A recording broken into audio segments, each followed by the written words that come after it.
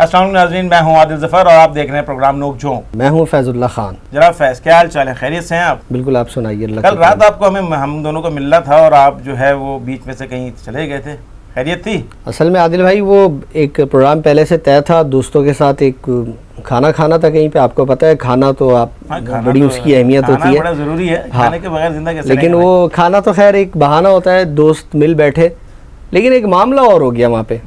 دوست تو سارے جمع ہو گئے، لیکن وہاں جناب علی تقریباً ہم کوئی 10-12 دوست وہاں جمع ہوئے، کچھ دوست تھے، کچھ ان کے دوست تھے۔ بھائی آدھی سے زیادہ محفل تو گفتگو ان کے ساتھ ہو ہی نہیں سکی۔ کیوں بھائی؟ یوں کہ آدھی سے زیادہ محفل کے جو شرکا تھے پان گٹکا ماوا یہ کھانے میں مصروف تھے، تو گفتگو خاک ہونی تھی۔ نہیں تو مطلب پان گٹکا ماوا یہ تو اچھی بات ہے، میں تو سمجھتا ہوں یہ اچھی بات ہے۔ کچھ منہ ایسے ہوتے ہیں جو کم بول پاتے ہیں اس طریقے سے، تو چند لوگ جو ہے وہ اچھی بات کر لیتے ہیں، باقی خاموشی سنتے رہتے ہیں۔ میں اچھا نہیں ہے یہ اگر بہت سارے 10-15 لوگ ایک ساتھ بولے، اس سے بہتر ہے کہ بھائی 2 بولے باقی گٹکا کھائیں۔ نہیں، جو ہم نے 10-12 لوگ جو جمع کیے تھے وہ اس لیے تو نہیں جمع کیے تھے نا کہ وہ منہ میں پان ان کے گٹکا ہوگا، ماوا ہوگا، مین پوری ہوگی اور ہم ان کے منہ دیکھتے رہیں گے اور وہ ہمارے منہ دیکھتے رہیں گے۔ بھائی ہم نے آپ کو بلایا اپنے پاس گفتگو کرنے کے لیے کہ یار آپ بیٹھیں ذرا باتیں کریں گے، کچھ ماضی کو یاد کریں گے، کچھ مستقبل کی باتیں کریں گے۔ اب جب آپ ہمارے پاس بیٹھ گئے، آ کے کھانے سے پہلے آپ ماوا کھا رہے ہیں، اس کے بعد آپ نے کلی کی، کھانا آ گیا، آپ کھانا کھانے لگ جائیں گے۔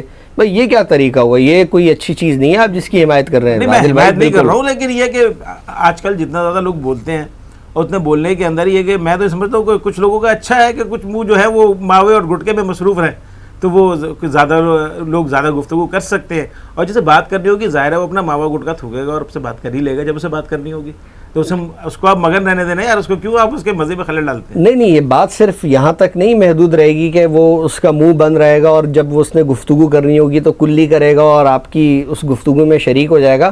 بات یہ ہے اس کے نقصانات کتنے ہیں، یہ آپ کو معلوم ہے؟ ہاں، نقصانات تو ہر یعنی چیز کے نقصان ہے یعنی بھائی صاحب بہت نقصانات ہیں اس میں، کینسر ہو جاتا ہے۔ اور آپ پان گٹکے والے لوگوں کے ساتھ تو گفتگو کرنا اذیت ہوتی ہے۔ آپ کبھی ذرا بیٹھیں، وہ آپ کے ساتھ بیٹھ کے اشاروں کی زبان میں بات کر رہے ہوتے ہیں، ارے بھائی ہمیں کیا پتا یار اشارے کیا ہوتے ہیں؟ ایسا ہوتا ہے مطلب یہ اب آپ مطلب یہ تو دیکھیں نا، مطلب اشاروں کی زبان میں گفتگو شروع ہو جائے گی، آپ سمجھ ہی نہیں پاتے، یا اگر اس نے آپ کو کوئی بات سمجھانا ہوگی تو منہ بھرا ہوا ہوگا، عجیب سے انداز میں جو وہ بول رہا ہوگا وہ سمجھ نہیں آتا۔ اور یہ بھی ہوتا ہے کہ وہ گفتگو کرتے وہ جو سمجھانے کی کوشش کر رہے ہوتے ہیں، وہ ماوا پان جو بھی ہوتا ہے وہ نکل کے ان کے کپڑوں پہ گرے آتا ہے۔ نہیں، وہ سامنے والوں کو بھی آ جاتا ہے کبھی کبھی اگر پریشر زیادہ ہو جائے یہ بات تو صحیح ہے، لیکن یہ کہ اصل میں یہ سوچ رہا ہوں کہ یہ جو چیز یہ لوگ اتنا زیادہ کیوں کر رہے ہیں؟ ہم نے اپنے بزرگوں کو پان کھاتے دیکھا ہے، اور پان کھانا مطلب ایسا ہوتا تھا کہ پان موقع کے حساب سے، تقریب کے حساب سے اور موسم کے حساب سے کھایا جاتا تھا۔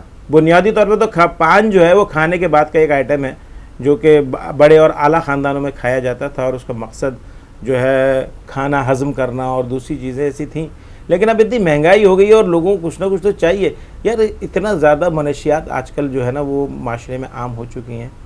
ابھی حیدرآباد کے اندر بہت سارے لوگ مر گئے کچی کپی پینے سے، تو اگر کوئی آدمی میں سمجھتا ہوں ماوا کھا رہا ہے تو بھیا 1 درجہ تو کم ہے نا اس سے، بجائے اس کے کو رات کو نکلے اور کہیں جا کے ٹھرا پی کے کہیں کسی فٹ پاتھ پہ پڑا ہو۔ نہیں مطلب یعنی یہ تو آپ نے عجیب سی بات کر دی۔ ہونا تو یہ چاہیے تھا کہ یہ ریفائن ہوتی، کوئی اچھی چیز کی طرف آتے۔ اب وہ پان سے سفر شروع ہوا، ٹھیک ہے، اس کو ہم مارجن دے دیتے ہیں، آپ نے کہہ دیا بھائی کہ ٹھیک ہے، اس کے کوئی موقع مناسبت، کوئی موسم، کوئی اس کا طریقہ ہوتا تھا، لیکن بھائی اب کوئی طریقہ نہیں ہے۔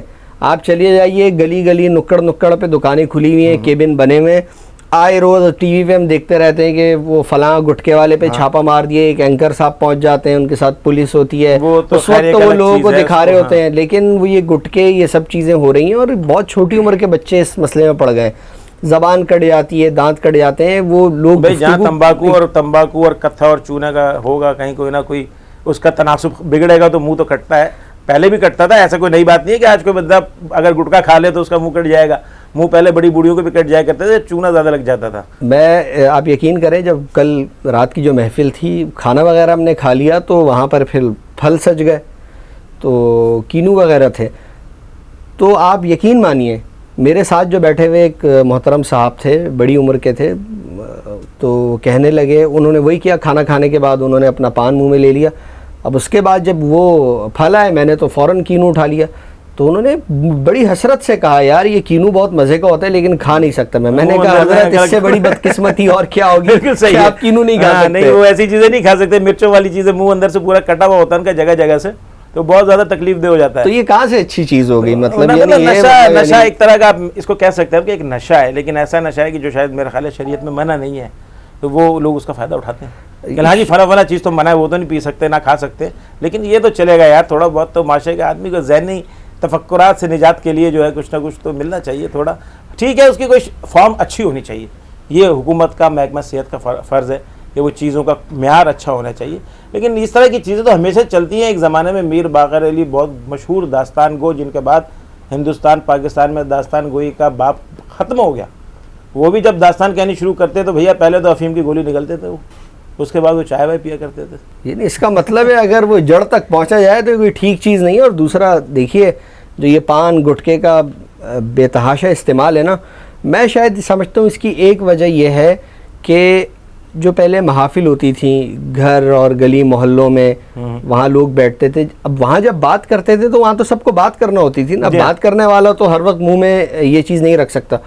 دوسرا ایک چیز یہ ہوئی گزشتہ عرصے کے دوران, خاص طور پہ 20 25 30 سال کے عرصے کے دوران بہت تیزی سے کراچی میں جو گراؤنڈز تھے پارکس تھے وہ ختم ہو گئے. بالکل جب وہ چیز ختم ہوئی, اس پہ گھر بنا دیے گئے, قبضہ کر لیے گئے, چائنا کٹنگ ہوئی, تو اس کے نتیجے میں وہ نوجوانوں کی سرگرمیوں کی جگہیں کم تر ہوتی چلی گئیں.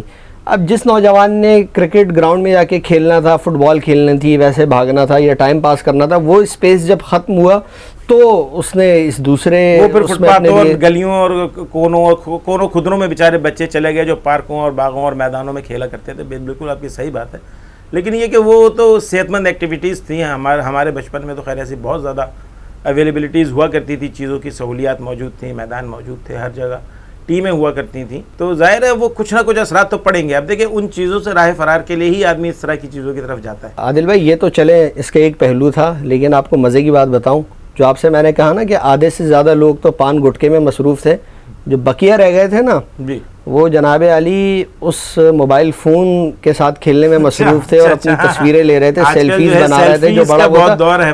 اس پہ ہم بات کریں گے, گفتگو کے سلسلے کو آگے بڑھائیں گے, ایک بریک لیں گے اور اس کے بعد اسی موضوع کو آگے ہم اس پر گفتگو کریں گے.